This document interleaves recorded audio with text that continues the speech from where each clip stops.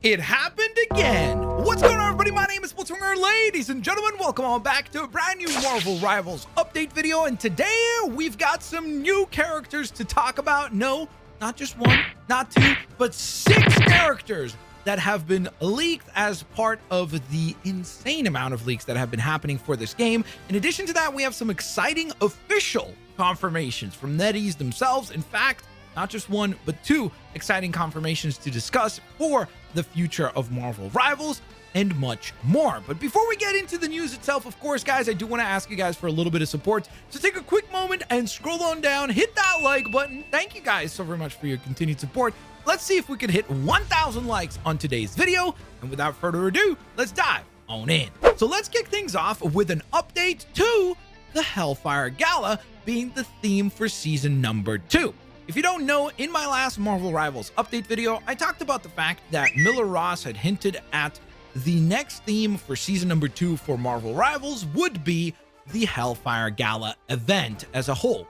And a lot of us were like, oh, is it going to happen? Is it not going to happen? We didn't really know for sure. Well, now we have confirmation from Marvel Rivals themselves, because if you've been playing the latest event in Marvel Rivals and unlocking the different missions, therefore unlocking gallery cards, and reading those gallery cards, if you go to the latest gallery card, which is titled Plans Within Plans, and scroll all the way down in the story for that particular card, you will get to find out that Doom himself literally says that he has a gala to attend. And of course, there's really only one famous gala event in the Marvel Universe, and that would be the Hellfire Gala. So that is definitely pretty exciting to hear Marvel Rivals themselves now begin to tease the theme for season number 2.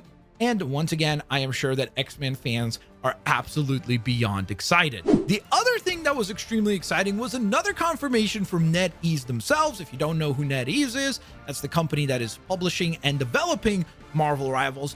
They had their earnings call this past week, and during that earnings call, they basically talked to their investors about the future of the company and the plans that they have. And considering that Marvel Rivals is pretty much one of their biggest new successes, they did go ahead and give the investors some really exciting confirmations about the future of Marvel Rivals, saying that not only are they doubling down on Marvel Rivals and investing way more resources in it to make sure that they can continue to produce content, high quality content at a really, really good pace.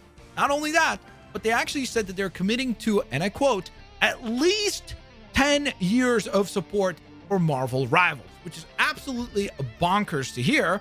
I mean, of course, I'm aware of the fact that if, let's say, the game suddenly becomes extremely unpopular or falls in terms of the success that it is producing financially, then they will probably pivot away from that. But the fact that they're saying that they're planning out 10 years of support for this game is pretty incredible for us to hear as the fans of the game. I feel like it's really good to hear the parent company of this game essentially saying, hey, we have a really long-term commitment and vision for this game, so you guys can be safely assured in investing your time and hard-earned money into it, because we are planning to support it for a long time, which is pretty freaking cool. And next up, it's time for everyone's favorite segment. These were leaked because of voice lines. Yes, thank you, Dollar Store Deadpool. These are characters that were leaked via voice lines that existing characters have interacting with this particular list of characters. So buckle in, we got 6 characters to run through. Some are extremely exciting, some are definitely head scratching, but let me know what you think of the list in the comment section below. So let's kick things off with Angela. I think this character is actually a really cool idea to be included here, especially considering the fact that the history of this character is so unique, where she was actually part of the Spawn universe originally, and then was sold, like the rights for the character were sold to Marvel, which then essentially incorporated her into the Marvel universe by saying that she's like a long lost sister of Thor. And I think the reason why it's cool is because we could potentially have Loki, Thor, and Angela in the game, all possibly representing a different class within the game as well, because Thor is obviously a Vanguard, Loki is the strategist, and maybe Angela would be the DPS character, even though, yes, I understand that a lot of people are saying there's a lot of DPS characters in the game already, which is a valid point, to be fair. But I do think that there's a pretty cool dynamic there where each kind of the siblings would be representing a different class. I think that's pretty cool. Then we have Captain Marvel. So for all of you Captain Marvel fans, you'll be happy to know that Carol Danvers will be joining the fray, hopefully sometime soonish. Then we have a really exciting, this is one of those like big characters, and that is Phoenix, aka Jean Grey, who allegedly will actually have both her forms introduced into the game in some way. So I think it's really interesting in the sense that when you think of Jean Grey, you immediately think of, oh, she's probably going to be a strategist. And I agree with that. The fact that she's going to be able to take Phoenix form, again, could that be just her ultimate? That certainly is a possibility. But no matter what, I just think that it's a really exciting idea where if her Phoenix form is something that plays more like a DPS, this could really be our very first hybrid character where maybe her regular Jean Grey, like Marvel Girl form, is going to be a strategist, but then when she resurrects as Phoenix form or something like that, she becomes a DPS. I think that's going to be a really interesting dynamic, and I'm extremely excited to see what this character turns out to be in Marvel Rivals. Here comes a bit of a head-scratching one, and that is Hitmonkey, which I guess is kind of similar to Jeff the Landshark, where Marvel has been trying to make Jeff the Landshark popular for a little while, and it really wasn't resonating until Marvel Rivals came along and really popularized that character beyond belief, both for good and bad, but nevertheless definitely made him more popular. And interestingly enough, I wonder if Hitmonkey will be the same thing. Yes, I know Hitmonkey already has a show, and they've tried to do a lot of different collaboration storylines for Hitmonkey with other popular Marvel characters like Deadpool, but he's never really kind of like taken off or clicked, even though the concept does kind of sound pretty cool in the sense that it's pretty much like John Wick, but with a monkey. So he's pretty cool in theory, but not an extremely popular character. So I do find it interesting that this is one of the ones that they've selected to focus on and build in the game. I also do dread the idea of a character that is the size of Rocket. Like, if you've played Marvel Rivals, you know that Rocket can be annoying to take down. He moves so fast, and he has such a smaller hitbox than most of the other characters. He's extremely difficult to actually eliminate. And if we're going to have a DPS like Hitmonkey in the game that is the size of Rocket, that's going to be a problem. Now, so far, this list has consisted of pretty much all heroes or like anti-heroes, even though, yes, I'm aware that Jean Grey has obviously done some bad things as Phoenix, but mostly heroes or anti-heroes. We do have a confirmation of a villain coming to the game as well, and that would be MODOK, which I think is going to be a really fun Vanguard character to be included. I really hope that he has some way, whether it be his ultimate ability or maybe just one of his regular abilities, to like spawn like aim soldiers or something like that. I think that could be a really fun mechanic to include with MODOK, because when I think of MODOK, I don't just think of him, I also think of the AIM organization. And so because of that, I really hope that maybe similar to like how Namor can spawn in those like little octopi sentry turrets, maybe MODOK can spawn in some aim soldiers. I think that could be a really fun mechanic. And then of course I saved the best for freaking last, the Merc with the mouth. Deadpool has a voice line interacting with Spider-Man where they seem like they do not like each other, which I freaking love, because I've always loved that dynamic in the comics where Deadpool and Spider-Man do not get along and have a lot of funny banter. I would be absolutely stoked if they maintained that momentum and that, I guess, relationship between the two into Marvel Rivals. I think that would be really cool.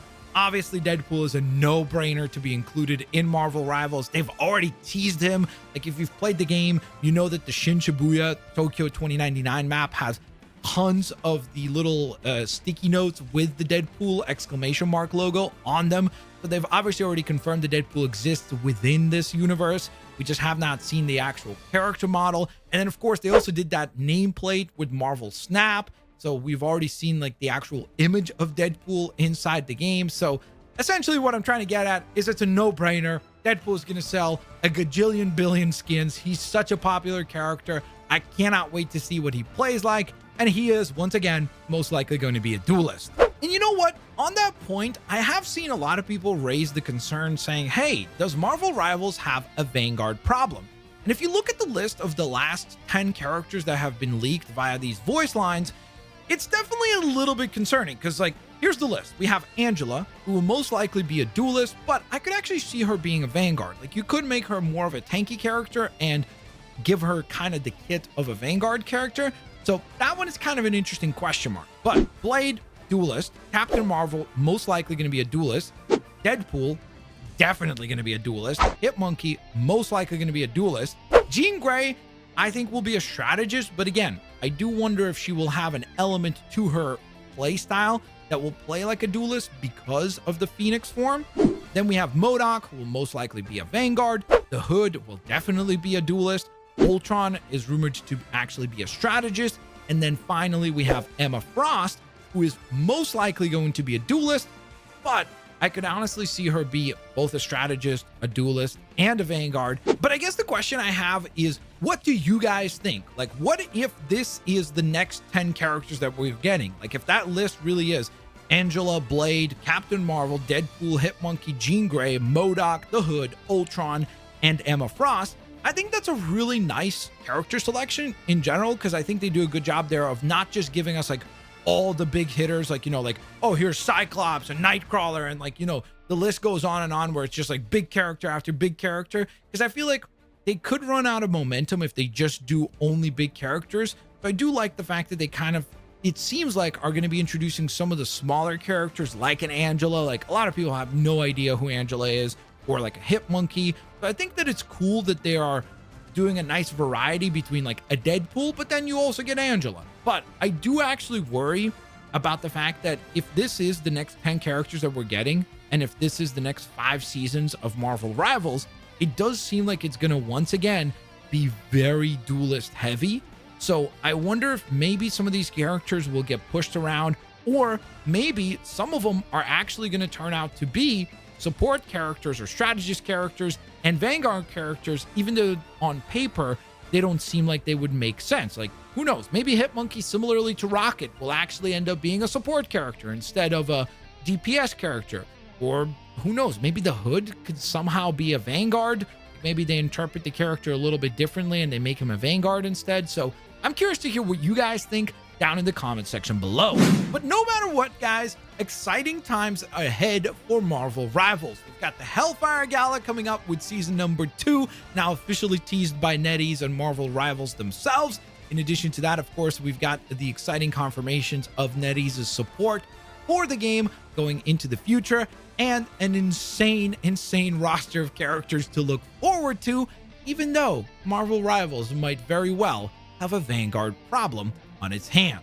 Thanks all for watching today's video. I hope you guys enjoyed it, and if you did, please don't forget to leave a like. That would be very much appreciated. I will hopefully catch each and every single one of you lovely folks here on the next one. Peace out. I'll see y'all later, alligators.